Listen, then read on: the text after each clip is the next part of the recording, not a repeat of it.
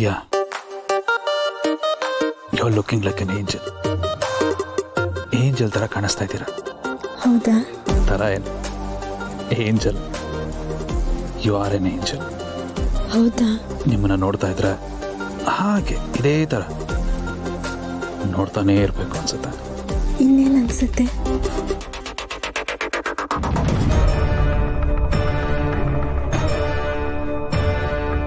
Diya, what happen?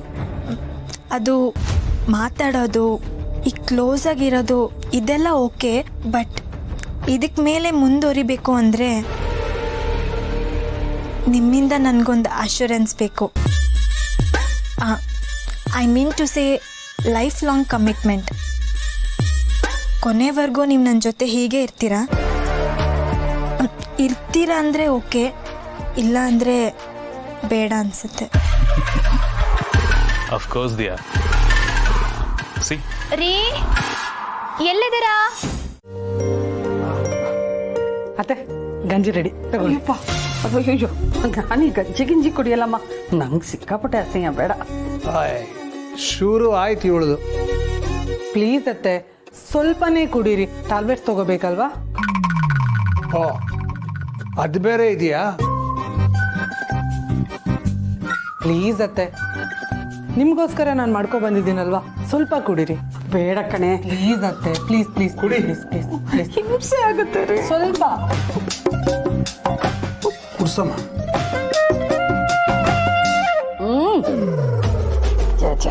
ಸಾರಿ ಮಾ, ತುಂಬ ಸಪ್ಪೆ ಇದೆ. ಹಾಂ, ಮತ್ತೆ ಅದಕ್ಕೆ ಇವಾಗ ಉಪ್ಪು ಹುಳಿ ಖಾರ ಎಲ್ಲನೂ ಹಾಕೊಂಡು ಪಾನಿಪುರಿ ಥರ ತಂದ್ಕೊಡ್ತೀನಿ, ಓಕೆನಾ? ಸುಮ್ಮನೆ ಇರೋ ಕಂದ, ಅದೆಲ್ಲ ಹೇಳ್ಬೇಡ. ನೀನು ನೆನ್ಪು ಮಾಡಿದ್ರೆ ನಂಗೆ ಈಗಲೇ ತಿನ್ನಬೇಕು ಅನ್ಸುತ್ತೆ.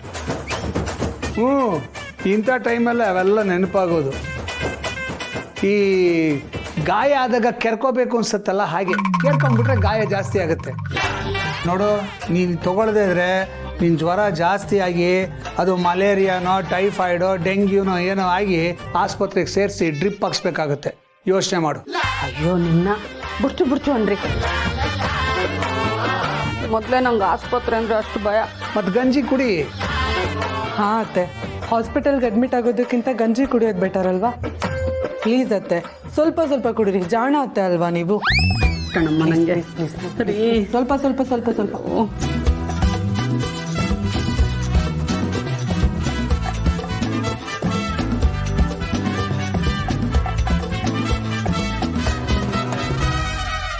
ಅಬ್ಬಾ, ಫುಲ್ ಖಾಲಿನೇ ಮಾಡಿಸ್ಬಿಟ್ಟಿಯಲ್ಲ. ಒಳ್ಳೇದೇ ಅಲ್ವಾ ಅತ್ತೆ? ನೀವು ಬೇಗ ಸ್ಟ್ರಾಂಗ್ ಆಗಿ ಜ್ವರ ಎಲ್ಲ ಓಡೋಗ್ಬಿಡುತ್ತೆ. ಹಾಗಾಗಬೇಕು ಅಂದರೆ ನೀವು ಇನ್ನೆರಡೇ 2 ಟ್ಯಾಬ್ಲೆಟ್ ತಗೋಬೇಕು. 2 ಅಲ್ವಾ? ಓನ್ಲಿ 2. ಸದ್ಯ ಒಪ್ಕೊಂಡಲ್ಲ, ಬೇಕು ಕೊಡಮ್ಮ. ಅತ್ತೆ,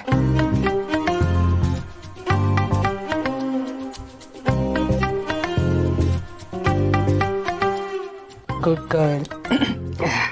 ಈಗ ನೀವು ಮಲ್ಕೊಳ್ಳಿ ಅಕ್ಕ.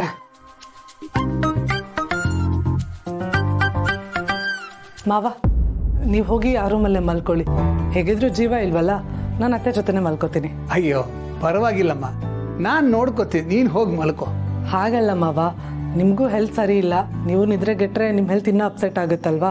ಇಟ್ಸ್ ಓಕೆ, ನಾನು ಅತ್ತೆ ನೋಡ್ಕೋತೀನಿ, ನೀವು ಅಲ್ಲಿ ಹೋಗಿ ಮಲ್ಕೊಳ್ಳಿ ಮಾವ. ಸರಿ ಅಮ್ಮ, ಮಲ್ಕೋ. ಬರ್ತೀನಿ.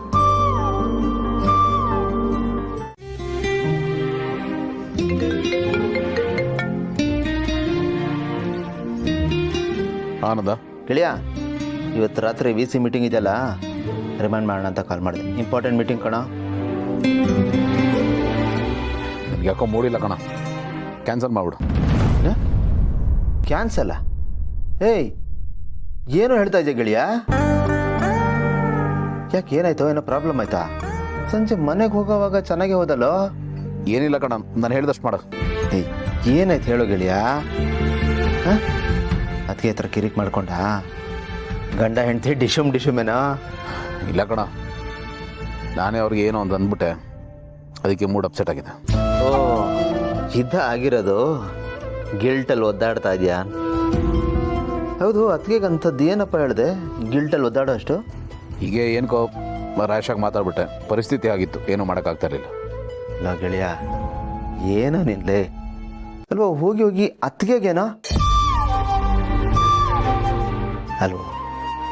ಅವ್ರಿಗೆಲ್ಲ ಬಿಟ್ಟು ನೀನೇ ಪ್ರಪಂಚ ಅನ್ಕೊಂಡು ನಿಮ್ಮ ಮನೆಗೆ ಬಂದಿರ್ತಾರೆ ಕಣ. ನೀನೇ ಅವ್ರಿಗೆ ಸರ್ವಸ್ವ ಅಂತ ಅನ್ಕೊಂಡಿರ್ತಾರೋ ಅಲ್ವಾ? ಮಾತು ಮುಂಚೆ ನಮ್ಮ ಮನೆಯವ್ರು ನನಗೆ ಮುಖ್ಯ, ನಮ್ಮ ಮನೆಯವ್ರಿಗೋಸ್ಕರ ಏನು ಬೇಕಾದರೂ ಮಾಡ್ತೀನಿ ಅಂತ ಸೆಂಟಿಮೆಂಟಲ್ ಆಗಿ ಭಾಷಣ ಬಿಗಿತ್ಯಾ? ಅದಕ್ಕೆ ನಿಮ್ಮ ಮನೆಯವರಲ್ವಾ? ನಿನ್ನವರಲ್ವಾ? ಲವ್ ಗೆಳೆಯ, ಒಂದು ವಿಷಯ ತಿಳ್ಕೊ, ಅತ್ತಿಗೆನೇ ಇಂಪಾರ್ಟೆಂಟು ಕಣೋ. ಯಾಕೆಂದ್ರೆ ಕೊನೆಯವರೆಗೂ ನಿನ್ನ ಜೊತೆ ಕಷ್ಟ ಸುಖದಲ್ಲಿ ನಿನ್ನ ಕೈ ಹಿಡಿದು ಬರೋರು ಅವ್ರು ಮಾತ್ರ ಕಣೋ. ಅದಕ್ಕೆ ಹೇಳ್ತಾ ಇದ್ದೀನಿ, ಇಮಿಡಿಯೇಟ್ ಆಗಿ ಹೋಗಿ ಅತ್ತಿಗೆ ಹತ್ರ ಸಾರಿ ಕೇಳಿ ಅವ್ರಿಗೆ ಸಮಾಧಾನ ಮಾಡು. ನಾನು ಯಾಕೋ ಸಾರಿ ಕೇಳಬೇಕು? ಅವ್ರು ಮಾಡಿದ್ದು ತಪ್ಪನ್ನ ತಪ್ಪು ಅಂದ್ರೆ ತಪ್ಪೇಗೋ ಆಗುತ್ತದು. ನೋಡು ಗೆಳೆಯ, ತಪ್ಪನ್ನ ತಪ್ಪು ಅಂತ ಹೇಳಿದ ತಪ್ಪು ಅಂತ ನಾನು ಹೇಳ್ತಾ ಇಲ್ಲಪ್ಪ, ಆದ್ರೆ ನೀನು ಹೇಳಿದ ರೀತಿ ಸರಿ ಇಲ್ಲ ಅಂತ ಹೇಳ್ತಾ ಇದ್ದೀನಿ ಅಲ್ವೋ? ಇದನ್ನೇ ನಿಮ್ಮ ಅಜ್ಜಿನೋ ಅಮ್ಮನೋ ಅಥವಾ ಮನೇಲಿ ಬೇರೆ ಯಾರೋ ಈ ಥರ ಮಾಡಿದ್ದಿದ್ರೆ ನೀನು ಇದೇ ಥರ ಆಡ್ತಾ ಇದ್ದ? ಇದೇ ಥರ ರೋಷಾವೇಶ ತೋರಿಸ್ತಾ ಇದ್ದ? ಇಲ್ಲ ತಾನೆ? ಏನೋ ಆಗಿದ್ದಾಗೋಯ್ತು ಅಂತ ಸಮಾಧಾನ ಮಾಡ್ಕೊಂಡು ಸುಮ್ಮನೆ ಇದ್ದು ಬಿಡ್ತಾ ಇದ್ದೆ ತಾನೆ? ಈಗಲೂ ಹಾಗೆ ಇರಬೇಕು. ಅವ್ರಿಗೊಂದು ರೂಲ್ಸು, ಅದಕ್ಕೊಂದು ರೂಲ್ಸಾ?